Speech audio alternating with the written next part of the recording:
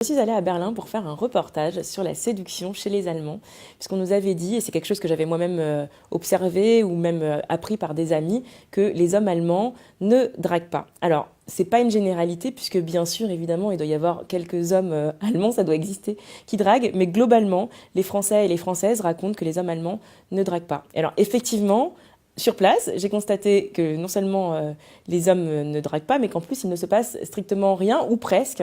C'est-à-dire que ce qu'ils font, c'est qu'ils regardent, et s'ils sentent qu'il y a un petit truc, là, ils peuvent éventuellement regarder plus. Mais sinon, si j'avais voulu vraiment choper un Allemand, il aurait fallu que j'y aille joyeusement et vaillamment.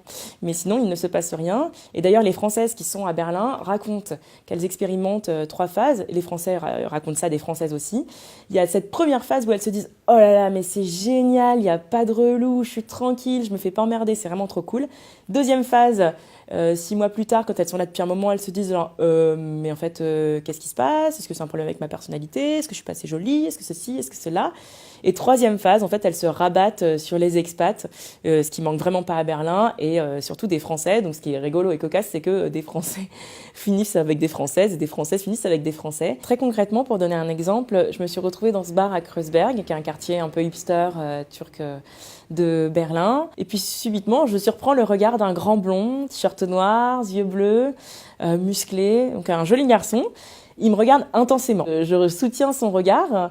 Je le regarde, il me regarde, on se regarde. Bah, il se passe un truc, voilà. Et en l'occurrence, il s'est rien passé. Il s'est rien passé du tout. En France, il serait directement venu me parler et il m'aurait dit bonjour, ça va. Un gros lourd aurait même tenté une petite main ou un truc à abuser, quoi. Mais là, en l'occurrence, rien du tout. J'ai juste eu ce regard. Toute cette histoire qui peut sembler complètement anecdotique ne l'est pas tellement en fait, puisqu'il y a un vrai problème démographique en Allemagne. Le nombre de célibataires ne cesse d'augmenter. C'est-à-dire qu'en 1991, il y avait 12 millions de célibataires et en 2035, ils seront 19 millions. Et par ailleurs, cette hausse des célibataires va de pair avec une baisse de la population, c'est-à-dire que les Allemands sont 82 millions actuellement.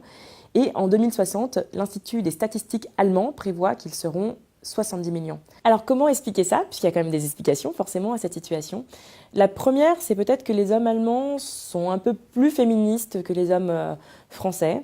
Donc, par exemple, j'ai interviewé Yann, un Allemand, qui me racontait, lui, qu'il a été élevé par une féministe, que ses amis aussi, et que pour eux, c'est une évidence même de dire qu'ils sont féministes. Et il me disait, moi, en fait, je vais pas aller forcer une fille à obtenir quelque chose d'elle en la draguant lourdement, parce que non seulement ce serait irrespectueux pour elle, mais moi-même, j'aurais l'impression de de ne pas me respecter. Et donc d'ailleurs, il y a autre chose aussi qu'on peut dire, c'est que dans la séduction, il y a quand même une idée de manipulation. D'ailleurs, séduire, ça veut dire conduire vers soi. Et les Allemands, qui sont quand même, qui ont cette tradition protestante, sont très peu portés sur tout ce qui est mensonge, dissimulation. Enfin voilà, pour un Allemand, l'idée de tromper sa femme, de cacher des choses, de manipuler, c'est vraiment grave. Et ensuite, on peut aussi avancer, c'est une explication que me donnait une chercheuse que j'ai interviewée. Elle m'expliquait qu'il y a eu quelque chose peut-être qui s'est passé avec le nazisme, puisque la question de la virilité allemande a un peu été bousculée en fait par ce qui s'est passé. Moins les femmes qui étaient plutôt considérées comme des victimes innocentes en fait, un peu du nazisme. Et donc du coup, la culpabilité s'est partagée et les hommes en ont peut-être pris plus de leur côté. Et derrière, il s'est construit une virilité beaucoup plus en douceur et respectueuse de l'autre et des femmes, moins dans la guerre en fait, tout simplement, quoi.